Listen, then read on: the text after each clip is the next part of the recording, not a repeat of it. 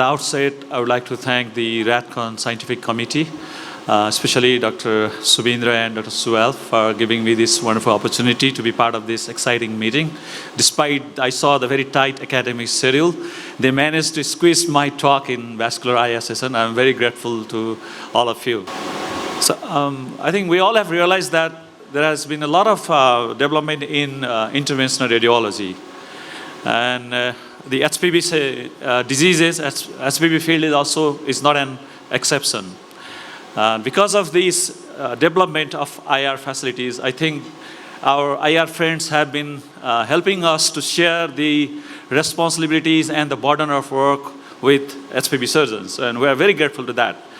But over these years, as working as a GI HPV surgeon, I have realized that now when you have too many options, it creates a lot of confusion regarding the choice of the first preferred treatment. So we always have that complexity in decision making.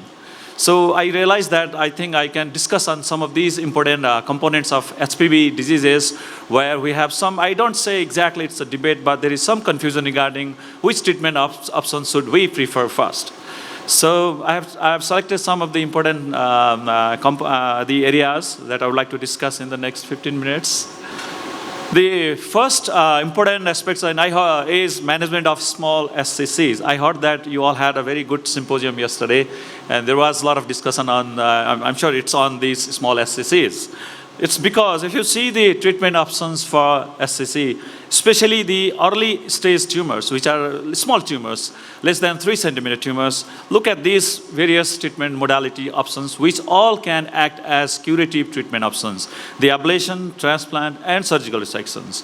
So this makes us creates a very complex, situations which one to choose first. But I think it's very our smartness that we need to take into consideration these various factors: the patient-related factors, the liver-related factors, the tumor-related factors, and especially in our country, we have to also take into consideration socioeconomic factors to make any final decision while offering these treatment options.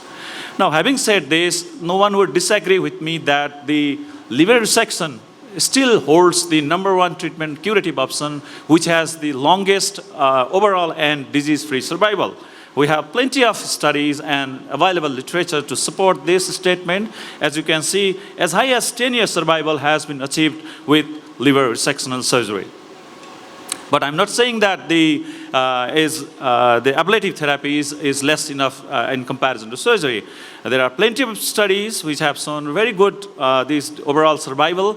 But if you realize this, if you read this, most of them has focused on 5-year survival. Then I think it's still time to wait to see even the longer survival in terms of overall and disease-free survival. So till this time, I think the surgical resection still holds a better long-term overall and disease-free survival. And on top of that, if you look into the guidelines from various societies, I think almost all the societies keep surgical resections, the ablation and transplant as the treatment options, but all of them has kept their first priority as resections. So what we do in our practice for all small SSAs, we always offer resection as far as feasible. If the patient is not a surgical candidate, we go for ablation. And then if the patient has associated portal hypertension, decomposition, our first priority is to offer liver transplant. We've been offering treatment for SCCs in our hospital. We are backed up by our excellent interventional radiologists, Ajit, Dinesh. We are very fortunate to have them with us. So we have from ablation, from various radiological procedures to transplant, all kind of services are available in teaching hospital. Although some of these, as I mentioned here, are not available. And surgical resection for hepatocellular carcinoma has been one of the commonest indications for doing liver resectional surgery in our setup. And we've been able to achieve a good long and short-term outcome in these patients. Now, next important one is the benign biliary stricture. Yeah, in the morning I raised this issue regarding the preference of the surgery versus IR dilatation for these patients. Strictures means there are two conditions. One is post-cholecystectomy bile duct stricture. The second one is stricture following bilioenteric anastomosis. The bismuth classification, which is also a component of a Strasbourg classification, is used for classifying post-cholecystectomy biliary stricture. If you carefully see this image, the lower one strictures, the B1, B2 strictures, can also be accessed by endoscopy. So there is a debate between endoscopy versus surgery, and for the higher strictures, B3, B4, 5, there's a debate between the IR versus the surgical bypass. There are plenty of studies. I do not disagree that for these B1, B2 stricture, the endoscopic therapy has been stated as the best possible option. But if you realize this, these all come from the Western society in a very big developed centers, and they have achieved more than 97% resolution rate for this stricture. But the main problem is it needs to be repeated. It needs repeated sessions, and it may take like sometimes even 1.5, 2 years for a complete resolution. That's the problem with endoscopy. On the other hand, the studies coming from our part and our neighboring countries like India, there you will find plenty of these evidences regarding the surgical bypass for these patients. One very important study, although published quite long ago by a very well-known surgeon, Dr. Sikora, 292 patients had undergone hepatocytostomy, and 149 patients had 5-year follow-up, and 90% had great outcome. And one meta-analysis back in 2017 looked into these various IR endoscopy versus surgical treatment, and it compared, and the final outcome was, although there was no statistical difference, but it was seen that the highest long-term success rate was provided by the surgical bypass. IR dilatation and endoscopy, I think, as I said, it needs a repeated session, it takes time, and which actually increases the cost of the treatment.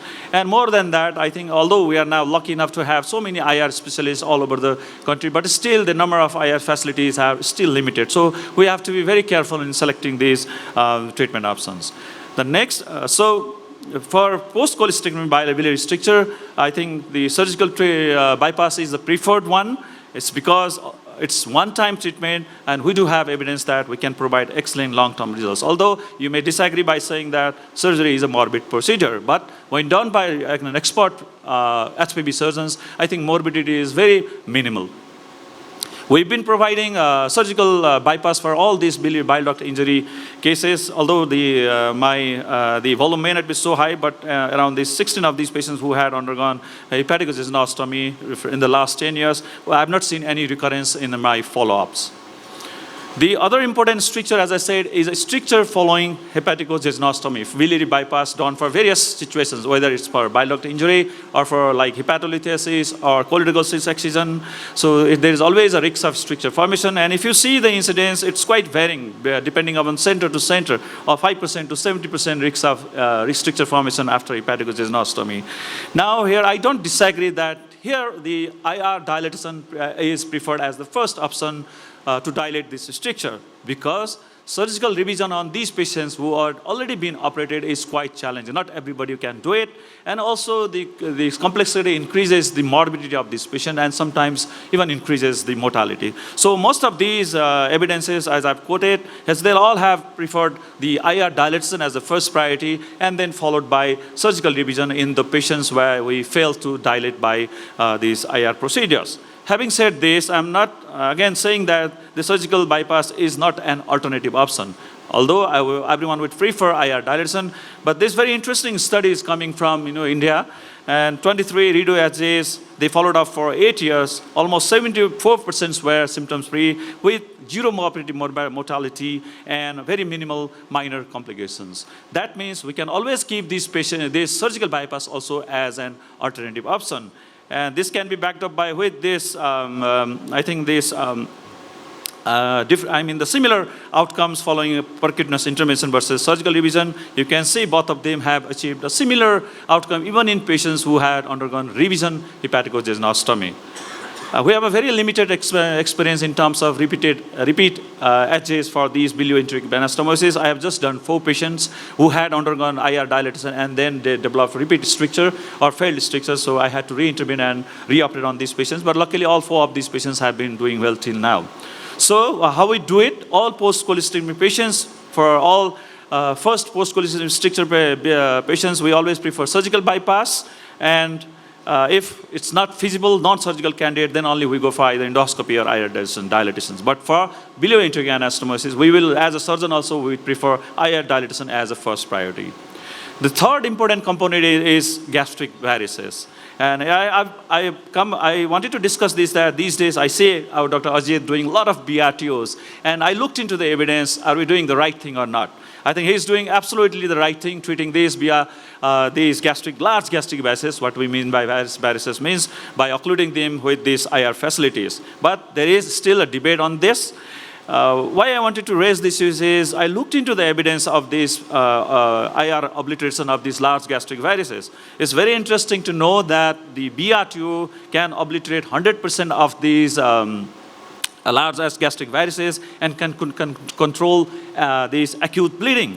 But the problem is the rebleeding rate has been stated very high, as high as 31%.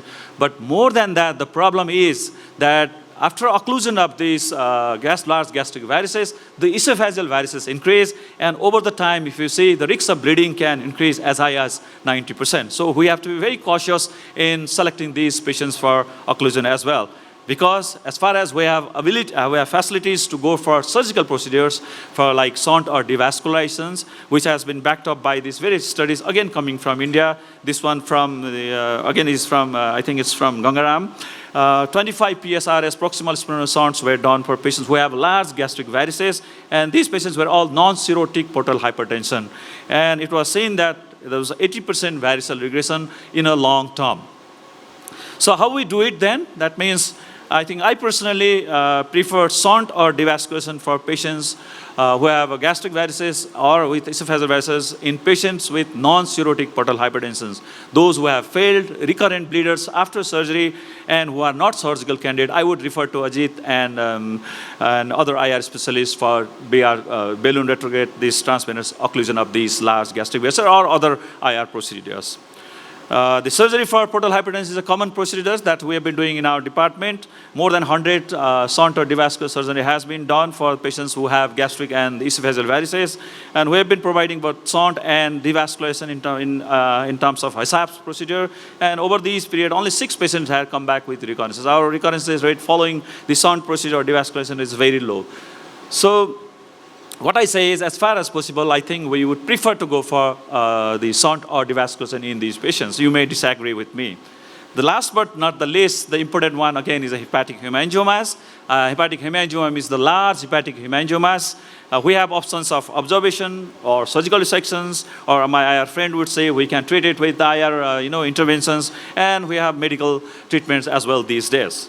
But what I want to say is, no matter the size of the hemangiomas, if they are asymptomatic, you don't need to fiddle around. You don't need to toss these hemangiomas.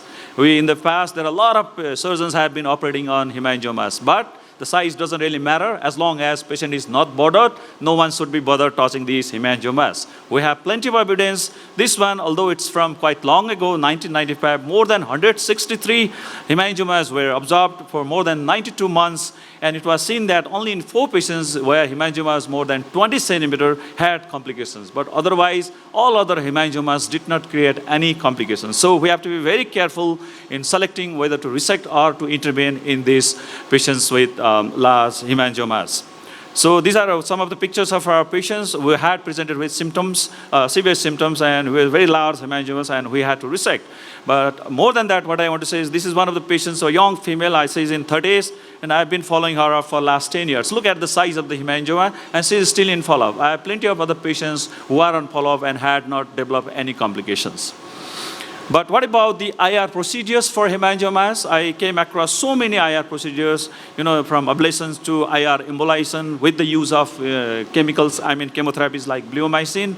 I found, there has been good reports in terms of case reports controlling the symptoms. But the problem is it can control the symptoms by decreasing the size, but it does not remain for constant. So it has to be repeated again, and it can never cure. So I think in patients who are not surgical candidates and the patient is very much bothered with the symptoms, maybe this group of patients can be benefited by IR intervention. So in summary, what I can say is patients with symptomatic hemangiomas, what we have been doing, if it is asymptomatic, it's really bothersome, we would first offer them as surgical resections. And sometimes, it's a very big ones. We ask our IR to embolize first, and the next day we resect them. But if the patient is a not surgical candidate, definitely we would ask our radiologists to help us for IR embolization. And if it's not embolizable also, then we would refer them to their medical friends to treat them medically. So at last, I would like to summarize whatever I have said. This is my take-home message. For all small SCCs, I think resection still holds the first preferred treatment, surgical resection, as long as the patients are surgical candidates. For biliary stricture, post-cholecystectomy biliary stricture, biliary bypass is the standard treatment option. But for bilioenteric anastomotic stricture, the IR first followed by surgery is the gold standard treatment. For large gastric varices, as far as possible, shunt or devascularization is a priority in patients with non-cirrhotics. Okay, please mind it, it's a non-cirrhotics. And in cirrhotics or other non-surgical candidates, we will refer to our friends. And all symptomatic hemangiomas, asymptomatics, don't touch. All symptomatic hemangiomas, resection is first. With this, I would like to finish my talk, and I'm very happy to take any questions if there is any. Thank you so much. Thank you.